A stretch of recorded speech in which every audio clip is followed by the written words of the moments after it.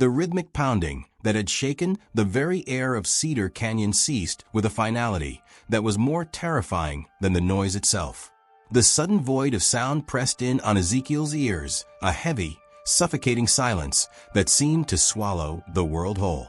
He stood on the porch, his knuckles white where they gripped the railing, every sense strained to its limit.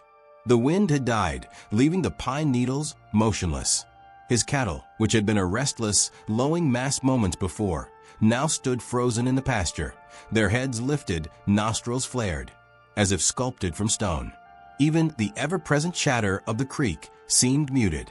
This was the quiet of the grave, the deliberate pause before a storm of unimaginable violence broke. Then, a new sound etched itself into the silence, a sound that was entirely out of place in this theater of war, the steady, unhurried clip-clop of a single horse approaching on the southern trail. It was not the thunderous charge of 400 warriors, but the calm, almost casual pace of a single rider, a sound that should have been comforting, but instead sent a fresh jolt of ice through Ezekiel's veins.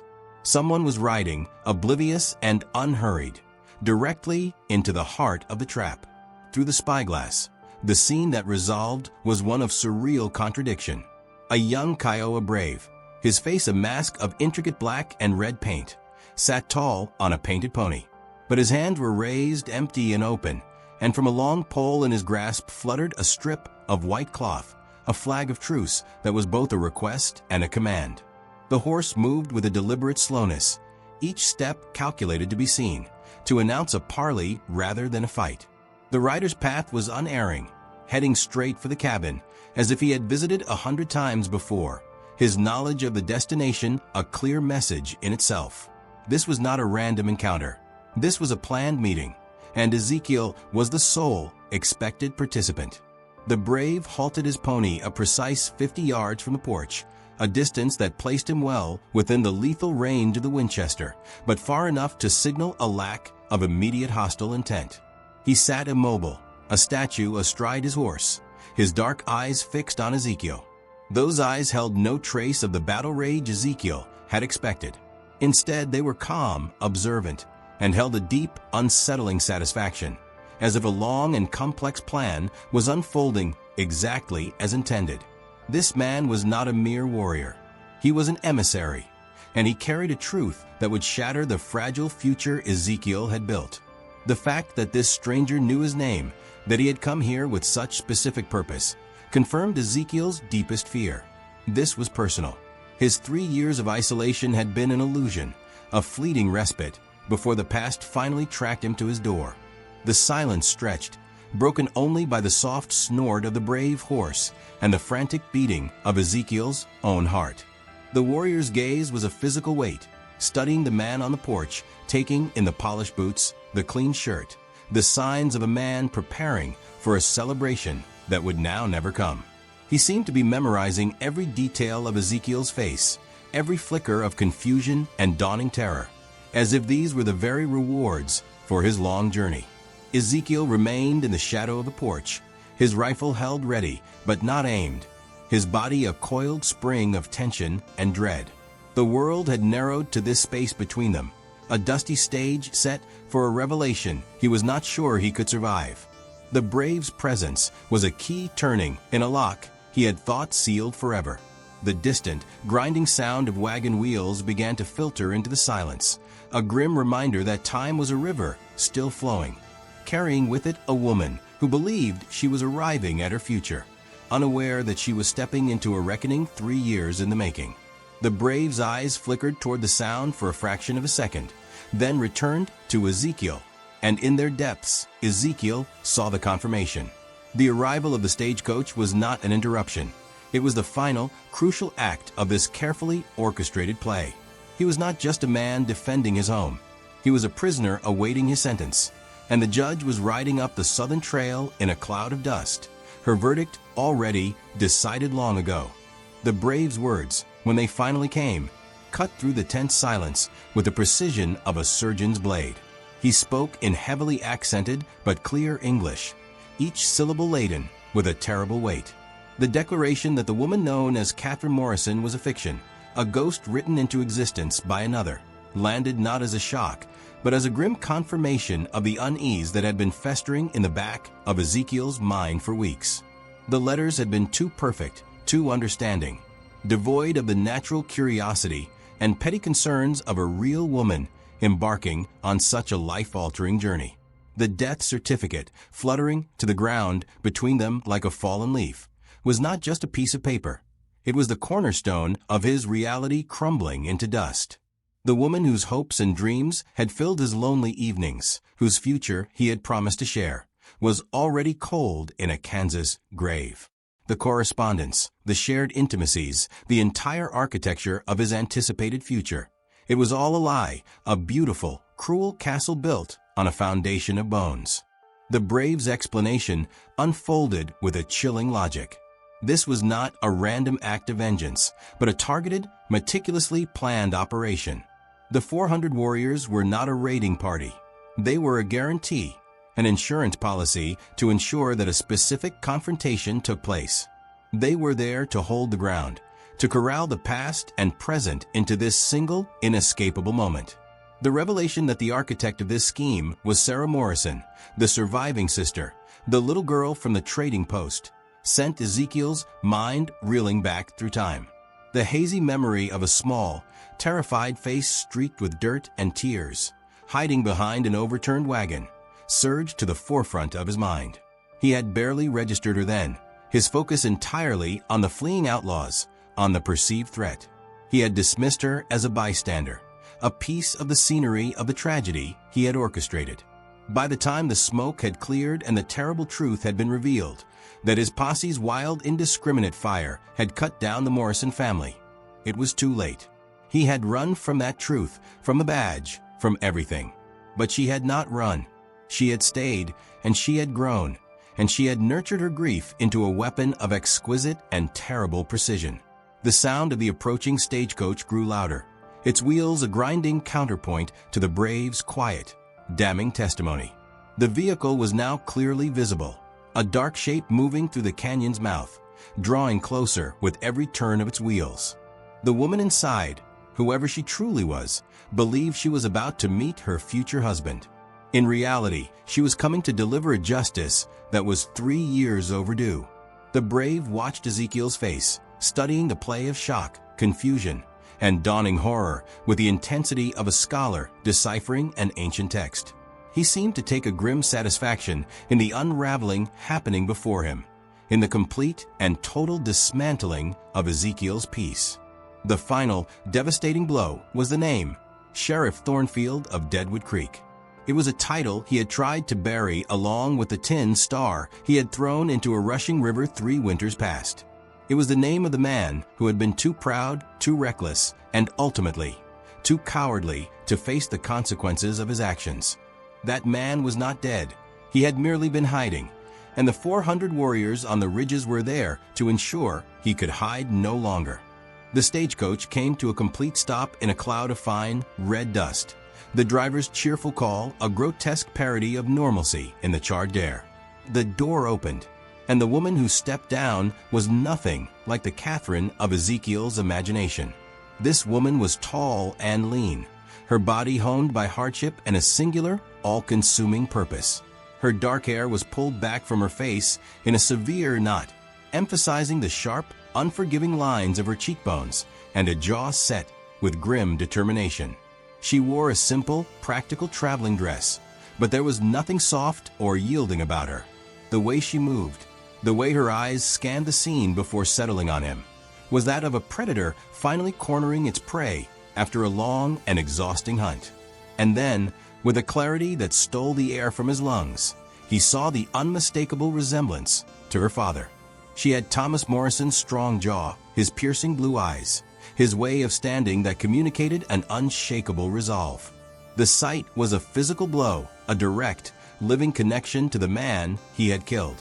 The stagecoach driver, blissfully unaware of the drama unfolding around him, unloaded her trunk with amiable chatter before being paid and sent on his way. Sarah Morrison waited, motionless, until the sound of the departing coach had faded into the vast silence of the canyon. Then she turned. The transformation was instantaneous and chilling. The pleasant, passive mask she had worn for the driver's benefit melted away, revealing the raw, cultivated hatred of 3 years. Her voice, when she spoke, was steady and calm, which made it all the more terrifying. She addressed him not as Ezekiel, the rancher, but as Sheriff Thornfield, dragging the ghost of his former self from the shallow grave where he had buried it. Ezekiel carefully set his rifle down against the porch railing, a gesture of surrender. There was no point in pretense now. The brave, running elk remained mounted, a silent, watchful sentinel. Behind him, more warriors moved into clearer view along the canyon walls, not advancing, but solidifying the impossibility of Ezekiel's position. They were there to ensure he listened, that he faced the consequences she had traveled so far to deliver. Sarah closed the distance between them, her steps deliberate and measured, each one a hammer blow on the coffin of his old life. She spoke of the past not with hysterical rage, but with a cold, focused intensity that was far more powerful. She recounted the day of the massacre not as a victim, but as a prosecutor presenting irrefutable evidence. She had not come for an emotional confession. She had come to present her case and to demand a verdict.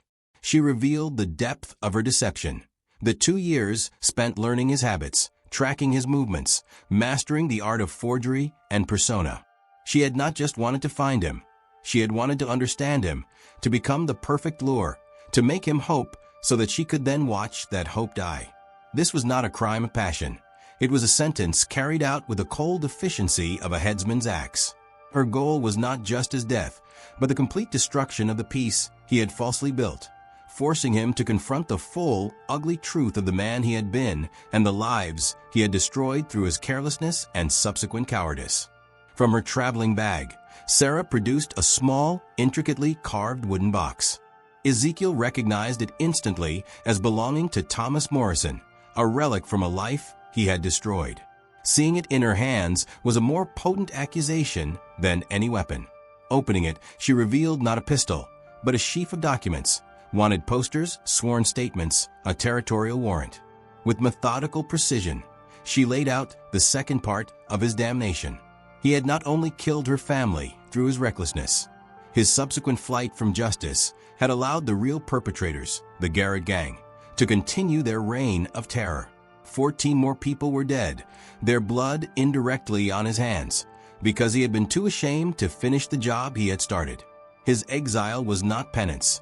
It was a height of selfishness, a cowardly retreat that had multiplied the consequences of his initial failure. The weight of those 14 additional deaths settled on his shoulders, a crushing burden added to the 3 he already carried. Sarah's plan expanded in its terrifying scope. She had not brought a war party merely to kill him. She had brought them to conscript him. The warrant she held was still valid, and she intended to see it served. She offered him a choice, though it was no choice at all: die there as a coward, or live long enough to help her hunt down the men he had let escape. It was a choice between a meaningless death in the dust of his porch, or a potential redemption forged in the fire of a righteous fight. Running Elk spoke, his voice a low rumble that underscored the gravity of the moment. His people had their own grievances against the Garrett Gang, their own reasons to see them brought to justice. This was no longer just Sarah's vendetta. It had become a shared mission, an alliance between a woman wronged and a people dispossessed, united against a common enemy that one man's cowardice had allowed to flourish. Ezekiel was being offered a chance, not to erase his sins, but to use his knowledge, his skills, and his guilt for a purpose that extended beyond his own atonement. He was to become a tool, a weapon aimed at the true evil he had enabled. His past failures, now the very fuel for a last, desperate attempt at justice. The final, devastating piece of the puzzle was a telegram, its paper crisp, its date frighteningly recent. Sarah's hands trembled slightly as she handed it to him, the first crack in her armor of control. The Garrett Gang, now 30 strong and more organized than ever, was planning to raid the children's train. The telegram detailed the target: 43 orphan children being transported to new families, defenseless and full of hope. The gang intended to hit the isolated water stop at Millfield, knowing the train carried a strongbox. They did not care that their raid would place these young, innocent lives directly in the line of fire. The news struck Ezekiel with a profound, soul-crushing horror. More innocent children, just as Sarah had been an innocent child. The pattern of his failure was clear and monstrous. His actions at Deadwood Creek had set in motion a chain of events that now threatened the most vulnerable of all. Sarah revealed the final, bitter irony of her situation. She had tried to take her intelligence to the territorial authorities, but they had dismissed it because it came from tribal sources. The white lawmen would not listen to the Kiowa, even with children's lives at stake. Running Elk spoke of his people's own painful history with trains that took children, drawing a parallel that made the impending massacre a shared horror. In that moment, Ezekiel understood the breathtaking completeness of Sarah's plan. She had forged an alliance born of mutual need and shared outrage. She had channeled her personal hatred into a force for good, and she was using his guilt as a lever to move him into position. She had not come to kill the man he was. She had come to resurrect the man he should have been, the sheriff, and to use that man for a purpose greater than them all. The salvation of 43 children now hinged on the redemption of one broken, guilty man. The decision was no longer about his life or death, but about the kind of man he would be in his final days. He could die as Ezekiel the rancher, a coward, or he could die as Sheriff Thornfield, having finally done his duty. Ezekiel turned and walked into the cabin, into the home he had built for a future that was a lie. From a hidden niche, he retrieved a small coffee tin. Inside, wrapped in soft oilskin, was his sheriff's badge. The metal was tarnished, the pin slightly bent. It felt impossibly heavy in his palm, weighted with all his failures and all the chances he had missed to make things right. He walked back out into the fading light and pinned the tarnished star to his shirt. It was not a gesture of pride, but of acceptance. He was not reclaiming his honor. He was accepting his sentence. He would use the skills of the lawman he had been to mitigate the damage the coward he had become had caused. His agreement to help was not born from a belief in redemption, but from the simple, undeniable fact that 43 children deserved to live, and he was perhaps the only person who could now help ensure that. The transformation of the valley was immediate and purposeful. The silent, watching warriors now emerged from the rocks, a disciplined force preparing for a forced march. Ezekiel gathered his weapons and his best horse. Sarah changed into practical riding clothes, her movements efficient and sure. An hour later, they rode out of Cedar Canyon, a strange and formidable procession. A disgraced lawman, a woman forged in tragedy, and a Kiowa war party, all bound together by the urgent need to reach Millfield before the children's train. As they left the confines of the canyon, Ezekiel felt the oppressive weight of his 3-year isolation begin to lift, not replaced by freedom, but by a grim and focused purpose. He was riding back into the world he had fled, not as a rancher seeking anonymity, but as a sheriff returning to a crime scene he had abandoned. The past was no longer a ghost chasing him.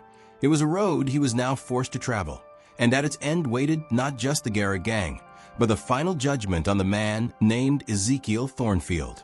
The future was a single narrow track leading to a remote train station, where the sins of the past would finally meet their reckoning, and where the value of a single, tarnished star would be measured in the lives of 43 children.